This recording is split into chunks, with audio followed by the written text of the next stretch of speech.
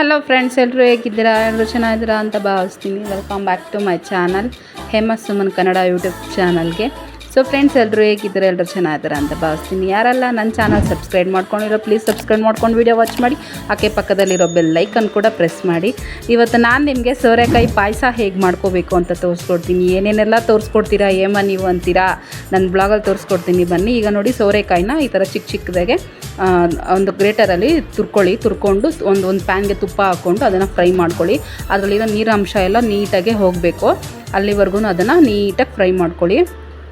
ನಾವು ಎಷ್ಟು ಚೆನ್ನಾಗಿ ಫ್ರೈ ಮಾಡ್ಕೊತೀವೋ ಅಷ್ಟು ಚೆನ್ನಾಗಿರುತ್ತೆ. ಸೊ ಈಗ ಅದನ್ನು ಪಕ್ಕಕ್ಕೆ ಇಟ್ಕೊಂಡು ಅದೇ ಪ್ಯಾನ್ಗೆ ಇನ್ನೊಂದು 2 ಸ್ಪೂನ್ ಅಷ್ಟು ತುಪ್ಪ ಹಾಕ್ಕೊಂಡು ಅದಕ್ಕೆ ಶಾವಿಗೆನ ಒಂದು ಸ್ವಲ್ಪ ಲೈಟಾಗಿ ಫ್ರೈ ಮಾಡ್ಕೊಳ್ಳಿ. ಜಾಸ್ತಿ ಏನು ಫ್ರೈ ಮಾಡ್ಕೊಬೇಡಿ, ಸ್ವಲ್ಪ ಲೈಟಾಗಿ ಒಂದು ಚೂರು ಕಲರ್ ಚೇಂಜ್ ಆಗ್ತಿದ್ದ ಟೈಮಲ್ಲಿ ಇಳಿಸ್ಕೊಂಡು ಅದನ್ನು ಕೂಡ ಪಕ್ಕಕ್ಕೆ ಇಟ್ಕೊಳ್ಳಿ.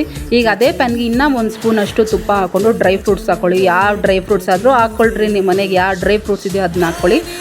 ಇದರಿಂದ ಟೇಸ್ಟ್ ಚೆನ್ನಾಗಿ ಬರುತ್ತೆ ಅಷ್ಟೇ. ಸೊ ಈಗ ಒಂದು 2 ಸ್ಪೂನ್ ಸಕ್ಕರೆ, ಒಂದು ಸ್ವಲ್ಪ ಡ್ರೈ ಫ್ರೂಟ್ಸ್ ಹಾಕ್ಕೊಂಡು ನಾನು ಗ್ರೈಂಡ್ ಮಾಡ್ಕೊಂಡಿದ್ದೀನಿ ಒಂದು ಮಿಕ್ಸಿ ಜಾರಲ್ಲಿ. ಸೊ ಈಗ 3 ಕೂಡ ರೆಡಿಯಾಗಿದೆ. ಈಗ ನಾನು ಹಾಲು ಕಾಯ್ತಾ ಇದ್ದೆ, ಅರ್ಧ ಲೀಟ್ರಷ್ಟು ಹಾಲು ಇಟ್ಟಿದ್ದೀನಿ.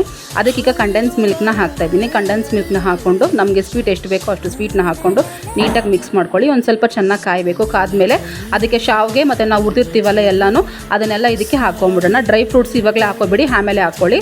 ಇನ್ನು ಮಿಕ್ಕಿರೋದನ್ನ ಇದಕ್ಕೆ ಹಾಕ್ಕೊಂಡು ನೀಟಾಗಿ ಮಿಕ್ಸ್ ಮಾಡ್ಕೊಳ್ಳಿ. ನೀಟಾಗಿ ಮಿಕ್ಸ್ ಮಾಡ್ಕೋಬೇಕು. ಈಗ ನಾವು ಡ್ರೈದು ಪೌಡ್ರ್ ಮಾಡಿರ್ತೀವಲ್ಲ ಆ ಪೌಡ್ರ್ ಕೂಡ ಇದಕ್ಕೆ ಹಾಕೊಂಬಿಡೋಣ. ಫ್ರೆಂಡ್ಸ್, ಈಗ ಪೌಡ್ರ್ ಹಾಕ್ಕೊಂಡು ನೀಟಾಗಿ ಮಿಕ್ಸ್ ಮಾಡ್ಕೊಳ್ಳಿ. ಇದನ್ನು ನೀಟಾಗಿ ಮಿಕ್ಸ್ ಆಗಬೇಕು.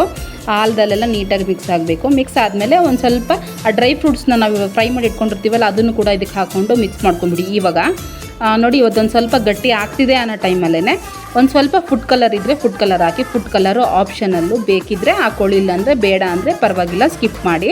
ಸೊ ಅದಕ್ಕೆ ನಾನು ಒಂದು 2 ಸ್ಪೂನ್ ಆಗೋಷ್ಟು ತುಪ್ಪನ ಹಾಕ್ತಾಯಿದ್ದೀನಿ. ತುಪ್ಪ ಹಾಕ್ಕೊಂಡು ನೀಟಾಗಿ ಮಿಕ್ಸ್ ಮಾಡ್ಕೊಂಬಿಡೋಣ. ಇದು ಒಂದು 5 ರಿಂದ 10 ನಿಮಿಷ ಕುದೀಲಿ, ಚೆನ್ನಾಗಿ ಕುದಿಬೇಕಿದು. ಚೆನ್ನಾಗಿ ಕುದ್ದಾದ್ಮೇಲೆ ನೋಡಿ ಫ್ರೆಂಡ್ಸ್, ಈಗ ರೆಡಿ ಆಗಿದೆ. ನಮಗೆ ಬಿಸಿ ಬಿಸಿ ಪಾಯಸ ಕೂಡ ರೆಡಿ ಆಗಿದೆ, ಅಂದರೆ ಸೋರೆಕಾಯಿ ಪಾಯಸ ರೆಡಿ ಆಗಿದೆ. ನೋಡಿ, ಇದು ತುಂಬಾ ಚೆನ್ನಾಗಿರುತ್ತೆ. ನಿಮ್ಮ ಮನೇಲೂ ಟ್ರೈ ಮಾಡಿ, ತುಂಬಾ ಚೆನ್ನಾಗಿರುತ್ತೆ ಫ್ರೆಂಡ್ಸ್. ನಿಮ್ಮ ಮನೇಲೂ ಒಂದು ಸತಿ ಟ್ರೈ ಮಾಡಿ ಹೇಗಿತ್ತು ಅಂತ ನನ್ನ ಕಮೆಂಟ್ಸಲ್ಲಿ ತಿಳಿಸಿ. ಸೊ ನನ್ನ ವಿಡಿಯೋ ನಿಮ್ಗೇನಾದರೂ ಇಷ್ಟ ಆದರೆ ಒಂದು ಲೈಕ್ ಮಾಡಿ, ಶೇರ್ ಮಾಡಿ, ಕಮೆಂಟ್ಸ್ ಮಾಡಿ. ಆದಷ್ಟು ಬೇಗನೆ ಇನ್ನೊಂದು ವಿಡಿಯೋದಲ್ಲಿ ಬರ್ತೀನಿ. Thank you so much. Tata, bye.